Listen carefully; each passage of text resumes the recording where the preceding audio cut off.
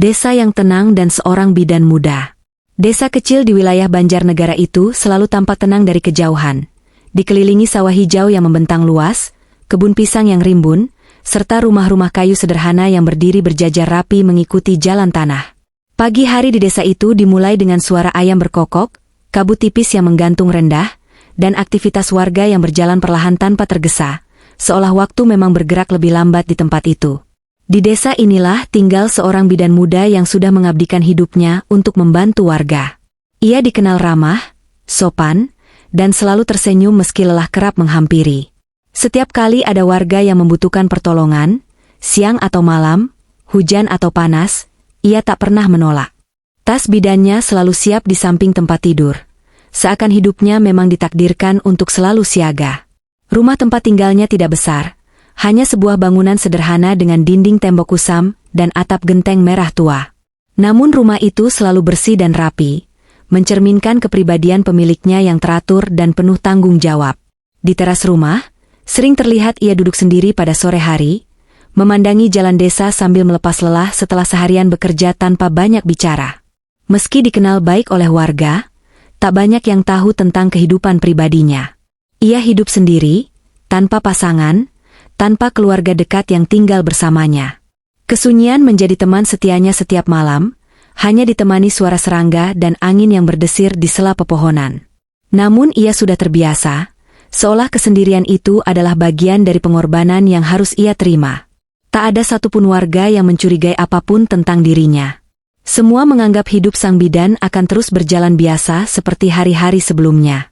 Tidak ada yang menyangka bahwa ketenangan desa ini hanyalah permulaan dari sebuah kisah yang kelak akan mengguncang logika, melampaui batas nalar manusia, dan meninggalkan luka yang tak terlihat namun nyata.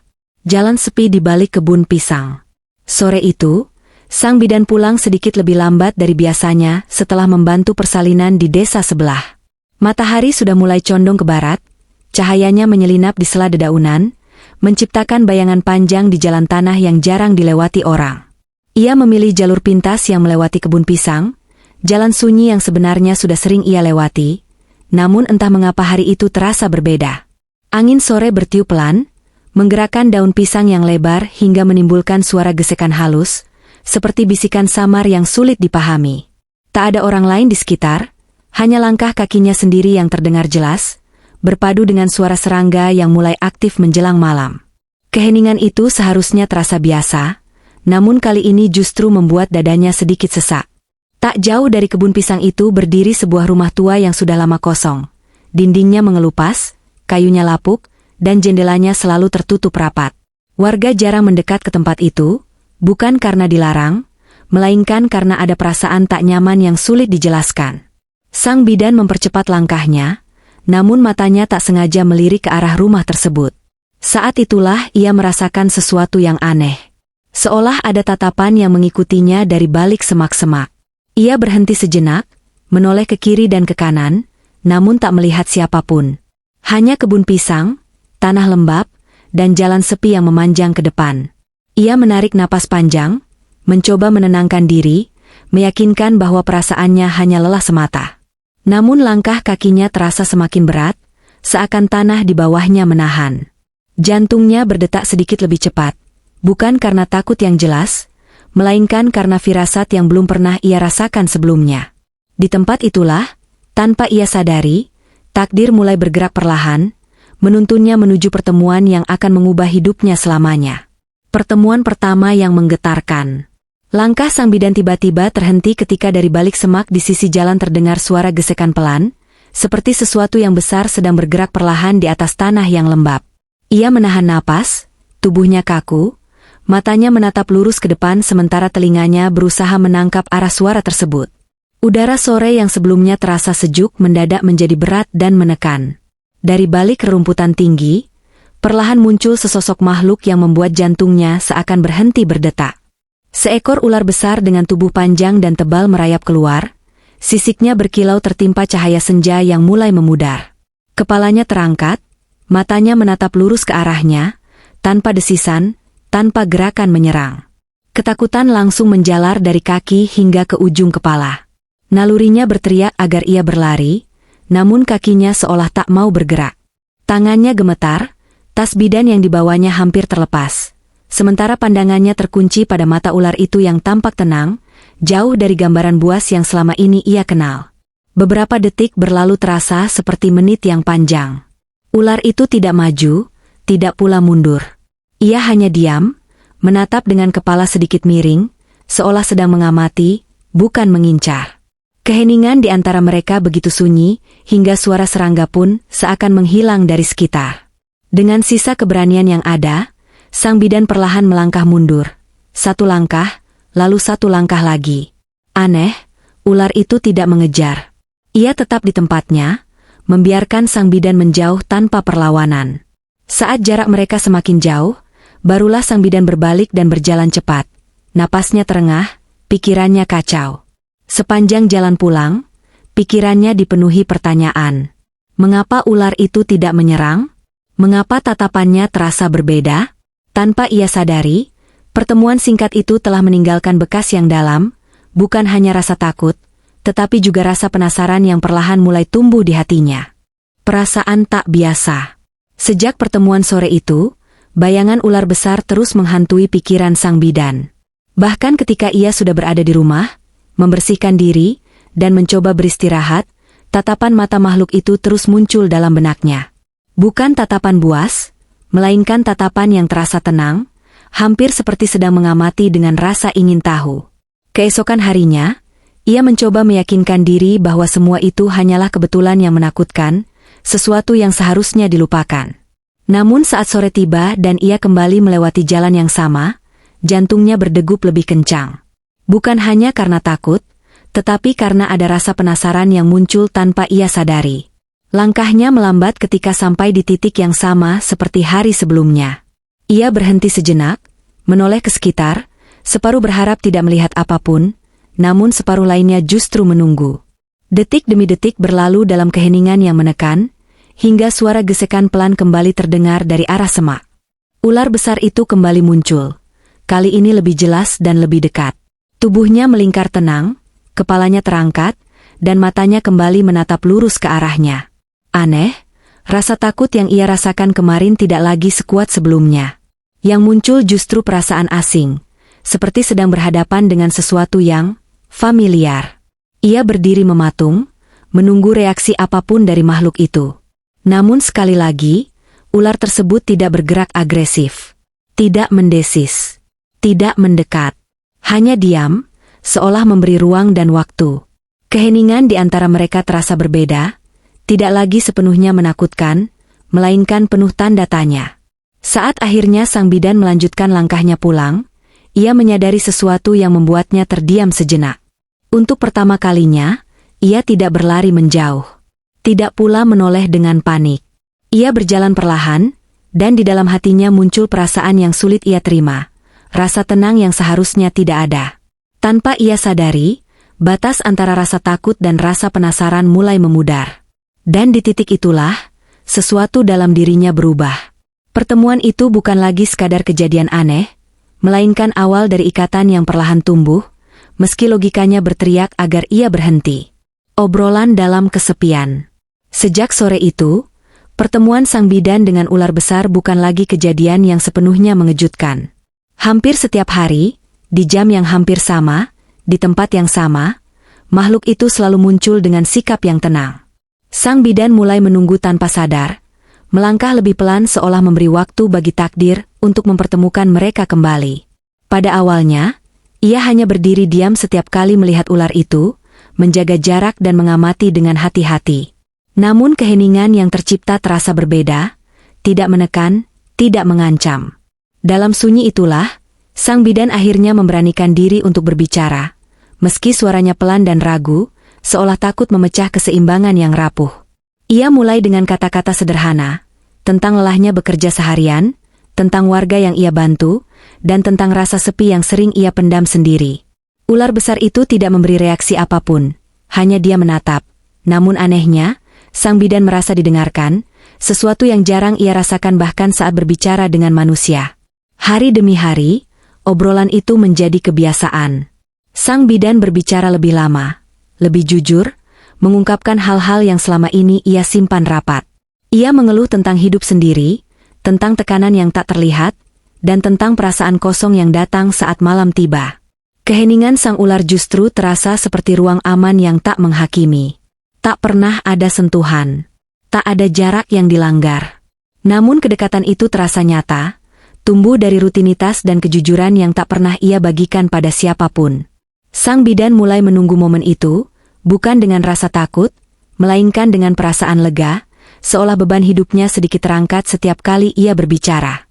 Dalam kesendiriannya, ia mulai mempertanyakan diri sendiri. Mengapa ia merasa nyaman berbicara dengan makhluk yang seharusnya ia takuti? Mengapa keheningan itu terasa lebih jujur daripada percakapan dengan manusia?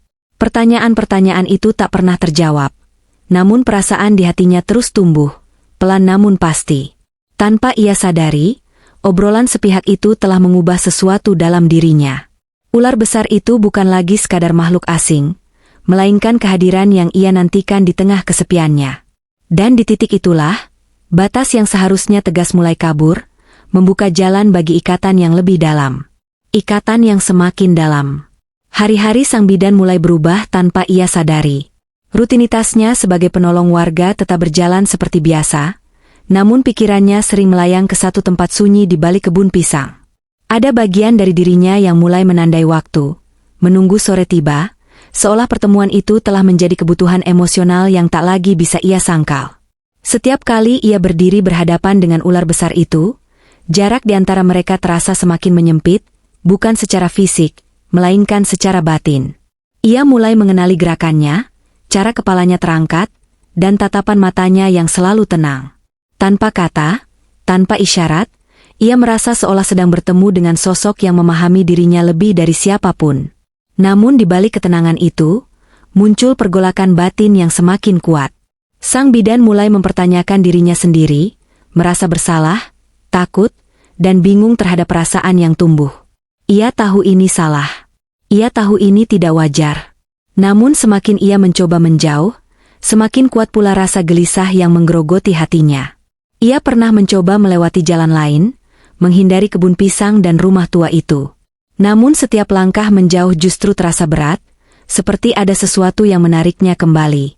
Malam-malamnya diisi kegelisahan, tidurnya tak lagi nyenyak, dan pikirannya dipenuhi bayangan tatapan mata yang selalu hadir dalam diam. Ketika akhirnya ia kembali ke jalan itu, rasa lega justru muncul. Ular besar itu kembali ada di sana. Seperti biasa, seperti selalu menunggu. Di hadapannya, sang bidan merasa tenang, seolah semua kebingungan hidupnya mereda untuk sesaat. Perasaan itu membuatnya semakin takut, karena ia mulai menyadari betapa dalam keterikatannya. Ia mulai berbicara tentang hal-hal yang lebih pribadi, tentang ketakutannya akan masa depan, tentang kesendiriannya sebagai perempuan yang hidup tanpa sandaran. Keheningan ular itu terasa seperti janji tanpa kata, kehadiran yang konsisten, sesuatu yang tak pernah ia dapatkan dari dunia manusia. Dalam hatinya, sang bidan tahu bahwa ikatan ini telah melampaui batas kewajaran. Ia tidak lagi sekadar merasa ditemani, melainkan terikat. Dan di titik itulah, tanpa ia sadari, ia telah melangkah terlalu jauh untuk bisa kembali seperti semula. Kenyataan yang menghancurkan. Beberapa minggu terakhir, tubuh sang bidan mulai memberi tanda-tanda yang tak bisa ia abaikan. Pagi hari ia sering merasa mual, kepalanya pusing, dan kelelahan yang biasanya bisa ia tahan kini terasa jauh lebih berat. Awalnya ia mengira semua itu hanya dampak dari kurang istirahat. Namun di dalam hatinya, ada kegelisahan yang terus berdenyut tanpa henti. Suatu pagi, dengan tangan sedikit gemetar, ia memastikan kecurigaannya sendiri. Hasilnya membuat tubuhnya terasa kosong, seperti kehilangan pijakan. Ia terdiam lama, menatap tanpa fokus, sementara pikirannya berputar liar mencari jawaban yang tak kunjung datang. Napasnya terasa pendek, dan dadanya sesak oleh ketakutan yang tak pernah ia bayangkan sebelumnya. Ia mengingat kembali hidupnya, hari-hari yang ia jalani sendirian, dan satu-satunya kehadiran yang secara emosional terasa dekat dengannya. Kesadaran itu datang perlahan namun menyakitkan. Tidak ada manusia yang bisa ia sebut. Tidak ada nama yang bisa ia ucapkan. Hanya satu sosok yang selalu ada di jalan sepi itu, dalam diam dan keheningan. Sejak hari itu, langkah sang bidan menjadi lebih berat. Setiap kali ia bertemu warga, Ia harus memaksakan senyum, menahan pertanyaan yang mungkin suatu hari akan terlontar. Ia menjaga sikap, menjaga jarak, dan menyimpan rahasia itu sendirian, karena ia tahu, tak ada satupun orang yang akan mampu menerima kebenaran ini. Malam-malamnya kini dipenuhi ketakutan. Ia duduk sendirian di rumah, menatap gelap di luar jendela, bertanya pada dirinya sendiri bagaimana hidupnya akan berjalan setelah ini. Rasa bersalah, takut, dan bingung bercampur menjadi satu, menghimpit dadanya hingga air mata jatuh tanpa suara. Saat akhirnya ia kembali ke jalan di balik kebun pisang, perasaannya campur aduk. Ular besar itu kembali ada di sana, seperti biasa. Namun kali ini, tatapannya terasa berbeda. Sang bidan berdiri lama tanpa berkata-kata, hanya menatap dengan mata berkaca-kaca, membawa beban kenyataan yang tak mungkin ia ucapkan dengan suara. Di dalam hatinya, sang bidan tahu bahwa hidupnya telah berubah selamanya. Tak ada jalan kembali. Kenyataan itu terlalu nyata, terlalu berat, dan terlalu kejam untuk dihindari. Dan sejak saat itu, ia menyadari bahwa ikatan yang ia bangun dalam kesunyian kini, menuntut harga yang tak pernah ia bayangkan harus ia bayar. Desa yang mulai bergemuruh. Perubahan pada diri sang bidan perlahan mulai terlihat oleh warga desa. Tubuhnya yang biasanya gesit kini tampak lebih lamban, wajahnya sering pucat, dan senyumnya tak lagi setulus dulu. Meski ia berusaha bersikap seperti biasa, mata-mata warga yang terbiasa memperhatikan satu sama lain mulai menangkap kejanggalan kecil yang tak bisa diabaikan. Awalnya hanya bisikan pelan di sudut warung dan teras rumah. Percakapan yang terhenti saat ia lewat. Tatapan yang terlalu lama. Senyum yang terasa dipaksakan. Tak ada yang berani bertanya langsung. Namun rasa ingin tahu itu tumbuh seperti api kecil yang perlahan membesar, menyebar dari satu mulut ke mulut lainnya. Beberapa ibu mulai memperhatikan perubahan bentuk tubuhnya. Gerakannya yang lebih hati-hati. Cara tangannya sesekali menyentuh perut tanpa sadar. Dari sanalah dugaan mulai terbentuk. Dugaan yang tak pernah disertai kepastian, namun cukup untuk menimbulkan prasangka. Nama sang bidan mulai disebut-sebut dalam nada yang berbeda dari sebelumnya. Sang bidan merasakan perubahan sikap itu dengan jelas. Ia tahu tatapan-tatapan itu bukan kebetulan. Setiap langkahnya terasa diawasi, setiap geraknya seperti dinilai. Namun ia memilih diam, menunduk, dan menyimpan semuanya sendiri. Karena ia tahu, sekali kebenaran itu terbuka, hidupnya tak akan pernah sama lagi. Tekanan itu semakin terasa ketika beberapa warga mulai bersikap dingin. Sapaan yang dulu hangat kini singkat. Bantuan yang dulu datang dengan senyum kini terasa hambar. Sang bidan tetap menjalankan tugasnya, menolong persalinan, memeriksa ibu hamil, seolah tak terjadi apa-apa, meski hatinya perlahan terkikis oleh rasa takut dan malu. Malam hari menjadi waktu terberat baginya. Dalam kesunyian rumahnya, ia memikirkan masa depan yang kian gelap. Bagaimana jika mereka tahu? Bagaimana jika desa menolak dirinya? Pertanyaan-pertanyaan itu berputar tanpa jawaban, membuatnya sulit bernapas dalam kecemasan yang terus menekan. Ia tahu, waktu tidak berpihak padanya. Perubahan tubuhnya tak mungkin disembunyikan selamanya. Desa yang dulu terasa aman kini berubah menjadi ruang sempit penuh penilaian. Dan di tengah tekanan itu, hanya satu tempat yang masih memberinya rasa tenang, jalan sunyi di balik kebun pisang, tempat keheningan masih mau menerimanya tanpa tanya. Rahasia ular besar. Malam itu terasa berbeda dari biasanya. Udara di desa lebih dingin, angin bertiup pelan namun membawa aroma tanah basah yang menyengat. Sang bidan melangkah menuju jalan di balik kebun pisang dengan hati yang berat, seolah ada sesuatu yang mendorongnya datang meski pikirannya penuh ketakutan dan kebingungan. Ular besar itu sudah ada di sana, namun kali ini posisinya berbeda. Tubuhnya tidak melingkar santai seperti biasanya, melainkan terbentang lebih panjang, seolah sedang menahan beban yang tak terlihat. Tatapan matanya terasa lebih dalam, lebih berat, seakan membawa cerita yang belum pernah terucap sebelumnya. Tanpa sadar, sang bidan berbicara dengan suara bergetar. Ia mengungkapkan ketakutannya, kebingungannya, dan beban yang kini ia bawa sendirian. Kata-katanya mengalir tanpa ia rencanakan, pecah bersama air mata yang jatuh ke tanah. Untuk pertama kalinya, ia tak lagi menahan apapun di hadapan makhluk itu. Saat itulah sesuatu yang tak pernah ia bayangkan terjadi. Udara di sekeliling mereka terasa bergetar, dedaunan pisang bergerak meski tak ada angin kencang. Ular besar itu perlahan mengangkat kepalanya lebih tinggi, dan dari balik tatapannya, seolah terpancar kesadaran yang bukan milik hewan biasa. Dalam keheningan yang menekan, sang bidan merasakan kehadiran lain, sesuatu yang lebih tua, lebih dalam dari sekadar wujud fisik ular itu. Ia menyadari bahwa makhluk di hadapannya adalah jelmaan dari kutukan lama, penjaga tanah desa yang terikat sumpah leluhur, tidak pernah ditakdirkan hidup sebagai manusia sepenuhnya. Kutukan itu membuatnya hanya bisa hadir dalam kesunyian, hanya bisa mengamati, menjaga, dan merasakan tanpa pernah memiliki. Perasaan yang tumbuh dalam dirinya adalah pelanggaran terhadap takdir yang telah ditetapkan sejak lama. Sang bidan memahami kini bahwa ikatan mereka bukan kebetulan, melainkan pertemuan dua kesepian yang tak seharusnya saling mendekat. Kesadaran itu menghantamnya dengan keras. Ia gemetar, bukan karena takut, melainkan karena mengerti bahwa apa yang terjadi di antara mereka memiliki konsekuensi yang tak bisa dihindari. Kutukan tidak pernah memberi ruang untuk akhir yang bahagia, hanya pilihan antara bertahan atau kehilangan. Di malam itu, sang bidan tahu bahwa waktu mereka terbatas. Rahasia telah terungkap, dan takdir mulai menagih harga yang harus dibayar. Jalan sunyi di balik kebun pisang kini bukan lagi tempat pelarian, melainkan saksi dari perpisahan yang perlahan mendekat. Perpisahan tanpa kata. Malam itu, sang bidan datang ke jalan di balik kebun pisang dengan langkah yang jauh lebih pelan dari biasanya. Tidak ada lagi kegelisahan yang berisik di kepalanya, hanya kesunyian yang berat, seperti seseorang yang sudah tahu bahwa ini adalah kali terakhir. Udara terasa dingin menusuk, dan langit tampak lebih gelap dari malam-malam sebelumnya. Ular besar itu telah menunggu di tempat yang sama. Namun kehadirannya kali ini terasa berbeda, tidak lagi utuh seperti sebelumnya. Gerakannya lebih lambat, tubuhnya tidak setegak biasanya, dan tatapan matanya menyimpan kelelahan yang dalam. Sang bidan berhenti beberapa langkah dari sana, berdiri tanpa berkata apapun. Tak ada obrolan malam itu, tak ada keluhan, tak ada cerita. Sang bidan hanya berdiri, tangannya gemetar di sisi tubuh, sementara matanya menatap makhluk yang selama ini menjadi tempatnya berbagi sunyi.